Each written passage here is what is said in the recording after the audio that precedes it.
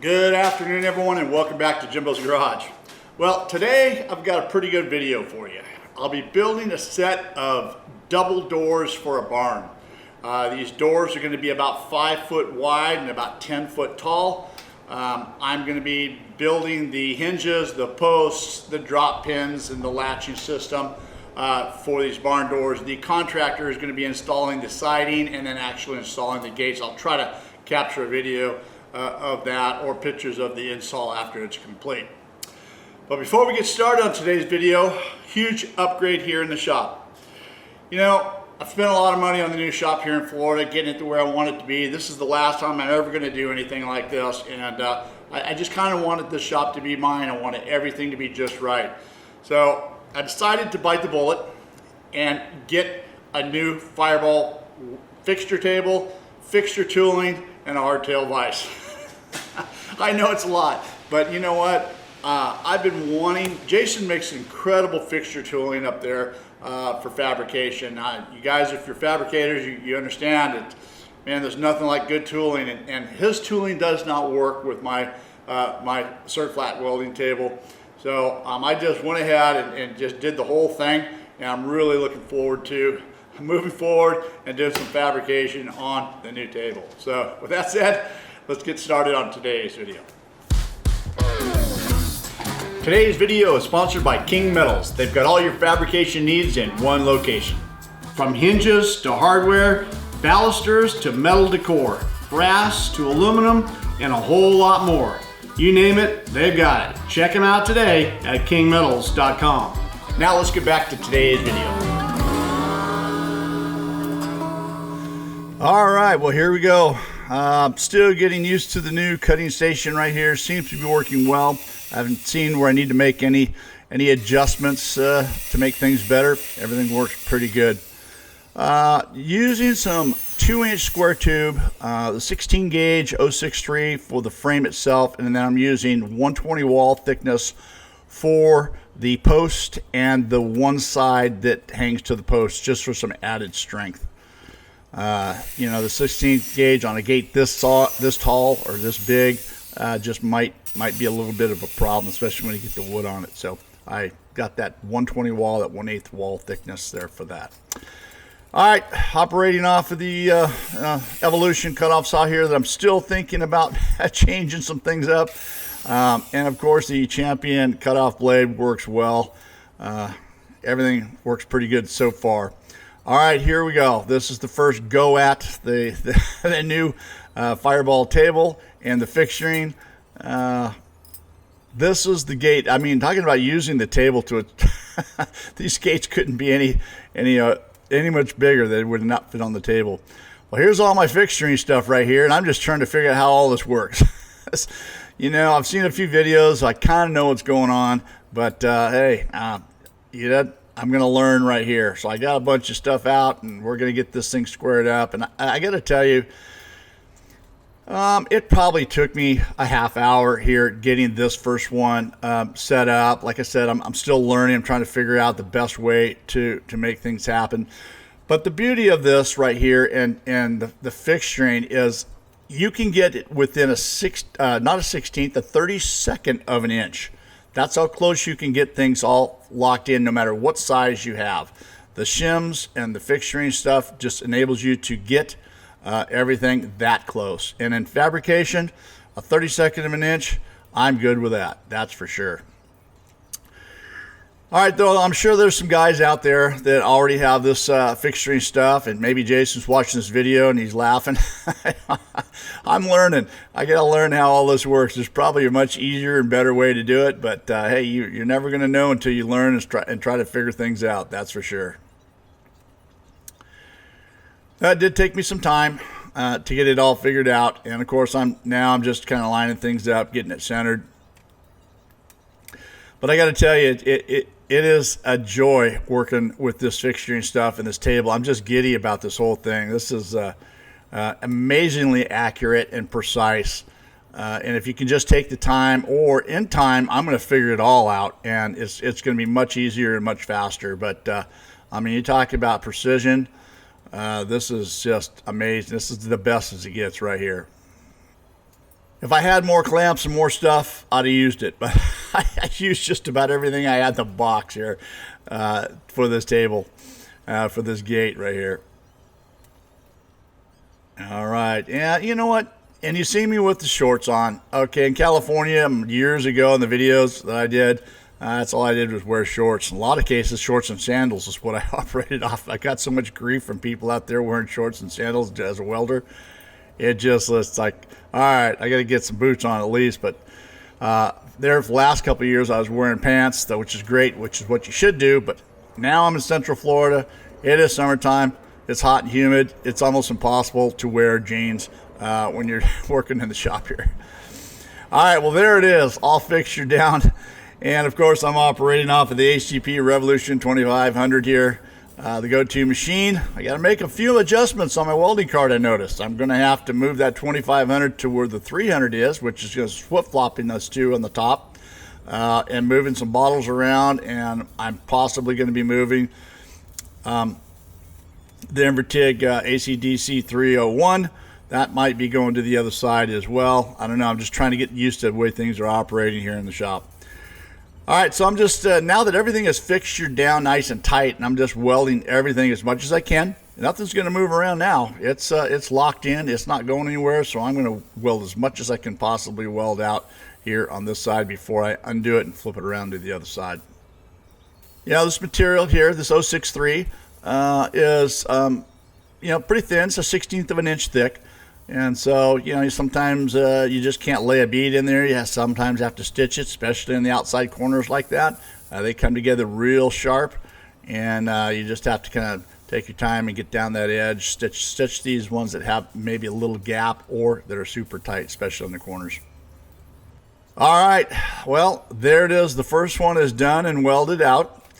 Now, the beauty of this right here, this is what I'm learning, and this is the beauty right here. These fixtures are going to stay in place. Since I have to make another gate exactly like this one, I'm just going to take this one out. Now you can see that right there's a little spacer right there, and it's going to fall off here in a minute, but I'll get it picked up. But anyways, this gate, it comes off. I'm going to put it to the side, and I'm just going to lay in the other one. That's the beauty right here. Exactly the same. Those things will drop right into place, and just clamp them right down, and I'm back in business. I can get this one done. Now that's the beauty of this, these fixturing on this table, and the speed and the accuracy, especially like this right here was probably 10 minutes max. Taking that one out, putting this new one in right where it needs to be, start clamping everything down. Everything was right on the money, and I'm telling you, if you're looking into production, this is the way to go. I got to say that the Certiflat welding table that I had doesn't owe me a dime. That was a great table. I loved every bit of it. It worked well for me. I built a lot of things on that. Very, very accurate, very good. But there's no comparison right here. You have to step your game up. If you're a fabricator and you're a serious fabricator, this is the way to go.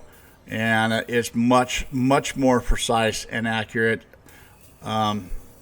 And fast. You can be fast. This is a good example of building two gates exactly the same. The fixtures stay in place, and just pop one frame out, pop the other frame in, and you're going. So I am learning still about this. I could have maybe moved those fixture blocks in a different location. I'm just trying to give myself a little bit of room to do some welding, but maybe the next time I can move them around or do something different. This side's not too bad. I'm able to, they're not too terribly in the way, but I noticed that a couple of them are a little tight to the corner, kind of close. Maybe I should have moved them away a little bit to give me a little bit of room for welding, but hey, it's all in the learning process. That's for sure. And there's a little bit of stitch weld. There might have been a little gap in the cut right there. And of course, the edges are sharp, really thin. A lot of people ask, why do you wear only one glove and you don't wear another glove? Well, it's all about the dexterity. I noticed that wearing a glove on my trigger finger right there didn't really do much, and I want to have control, so that's why it's never really been a problem for me. That's why I only wear the one glove. For layout, you can see right there, even the table, see it's got letters on one side and numbers on the other side. Now, I don't know if you guys Here's a problem I'm having right here. Of course, when the camera's on, you can never get the wheel on. But if the camera wasn't on, that thing would have spun right on, no problem. All right, this is a brand new Champion 60 grit trimmable flap disc. And I just like to clean my edges up. You guys know that. We talk about this every video. A couple reasons for this. One, they got wood going on the face of this. So we want everything nice and flat. And then, of course, I like to have my corners nice and clean.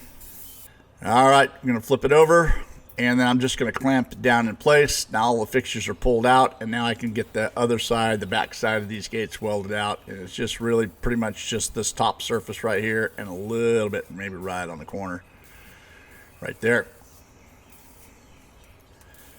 So far, everything's nice and flat, nice and square. In the past, I've had some problems with the gates this big and bowing in the center. You know, when you weld, from one end to the other end, the posts have a tendency to curve in a little bit. And I got to tell you, the way this is fixtured down, tightened down, they're straight as an arrow. So that's another good benefit. Yeah, boy, when you get a brand new flap disc on there, those things get down to some business. All right, here's the post. It is a 1x2. This is a 1/8 wall thickness as well. And I'm laying out for the holes right now. I'm using 4 holes. I'm going to be using the Champion hole saw, carbide hole saw right here to drill them. What I like to do is I like to drill them 1 1/8. This is 1 1/8. The reason why I do this is allow for the a bolt or whatever you're going to do to go through the other side, and then when I'm done, I put the plastic cover on there. And then I weld tab on one end, the top end. Only I leave the bottom end open in case you get any moisture or water in there. It has a place to leak out. Clean this up, and I did ultimately, the hole in the back side you may saw was just a pilot hole from the hole saw. I opened that up to 3/8 we're using. So you can see that small little pilot hole right there. Ultimately, I drilled all those out to 3/8. All right, here a little demonstration. This is the bolt they're going to be using. It's a 3/8. It goes through there. And then this is the rubber cap. When you install it, you just push it on. And that's the way that looks. So it works out nice and clean. And then these are bullet hinges or weld-on hinges from kingmetals.com. Great place to get most of the stuff I get is from King Metals. It's 2-day shipping anywhere in the United States. Works out well. And these are super strong. 5/8 posts on the inside. These hinges are 7.5 inches long. I believe, and don't quote me on this, but I think each hinge holds up to 750 pounds. I got 3 of them on either side right here, so definitely going to support any kind of weight. Of course, these gates are not very heavy at all. All right, if anybody out there knows how to do this, I've welded on hundreds of these hinges, all different sizes, and I'm telling you, I struggle. And they're very intimidating to me. If you don't get these things perfectly lined up, you have a bit of a problem with them. They sometimes bind and they don't work well. And I don't know, maybe there's an easier way of doing it. If there is, you guys let me know in the comments. This one right here is just a little tight, but still works good. I'm happy with it. All right, everything works good. Now it's time to start welding everything out. Now, I do want to point out here on these weld-on hinges, a lot of guys, and even me, at first I didn't know this, but there's a flat on either side of those 2-piece hinges. That's the only place you weld to. I know it might be self-explanatory to some, but let me tell you, the first set I welded on, I didn't think it was enough, and I welded all the way around this thing, and it just was a bad day. I had to cut those things off, and I learned the hard way. But just so you know, that little flat right there, that's the only side, that's the only thing you weld on either side of the two-piece hinges there. And that's what it's supposed to look like when it's done. All right, this is the drop pin. I make my own. A lot of, you can buy them, but I like making my own. It's much better than ones you can buy. This is a 9/16 solid round bar, cold rolled.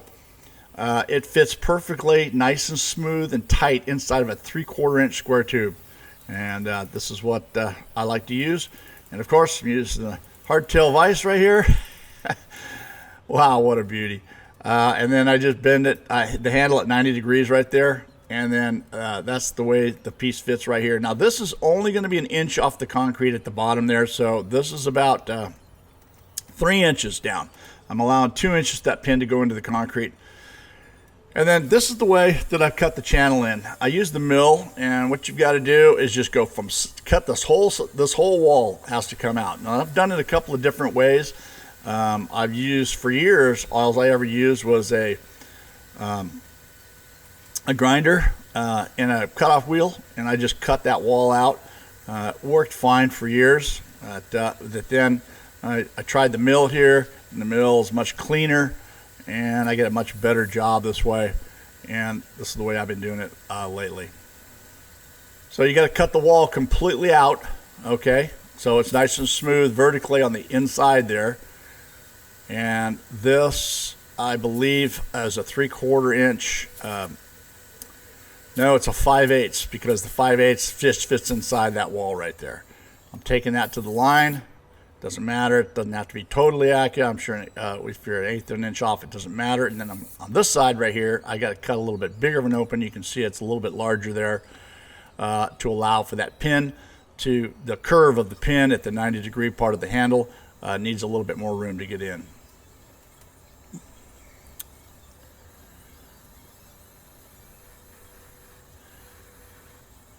So I'll take this end mill, I'll run it right down to the bottom. Right in about there. And then I'm just going to open this up a little bit.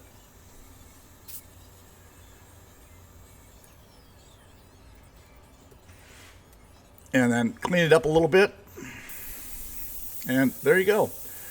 Of course, I'll bring it over and do a little extra cleanup because it's razor blade sharp. I just kind of want to round these edges a little bit and hit it with a little bit of emery cloth, and that just smooths everything out. You don't want anybody to get cut or hurt on this, and get all the burrs and everything off, and there you go.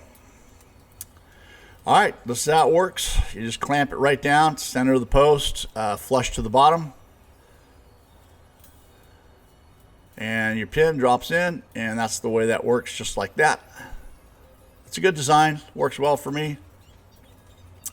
All right, so I'm happy with that, so I'm going to go ahead and weld this in place. Now, you know, this, because it's just some thin tubing, you know, you just all you need is just a little bit of a weld, four little like 1/2 inch or 1 inch tacks on either side is all you need. That's all it's going to take.